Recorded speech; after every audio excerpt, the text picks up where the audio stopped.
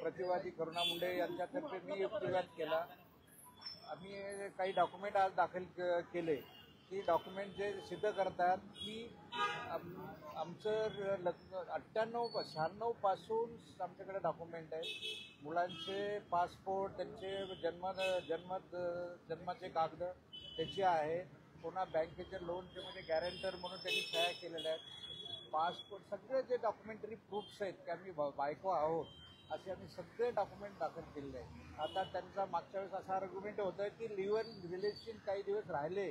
आज तर अतिशय वाईट वाटलं की वकिलांनी असा एक शब्द यूज केला कॉन्कोबाईन.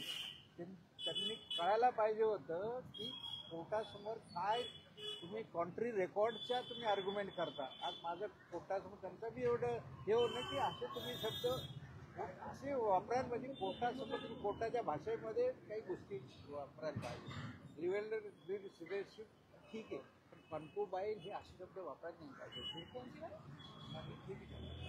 बोलता की वकिलाचा कुठले डॉक्युमेंट डिनाय करणं हे आणि कोर्टात हे मला मान्य नाही. हे कोर्टाच्या वकिलाच्या मान्य करणे किंवा न मान्य करणे ह्याच्यावर अवलंबून नसतं.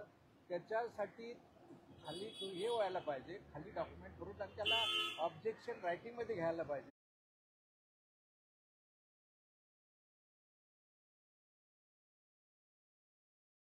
आणि आत्तापर्यंत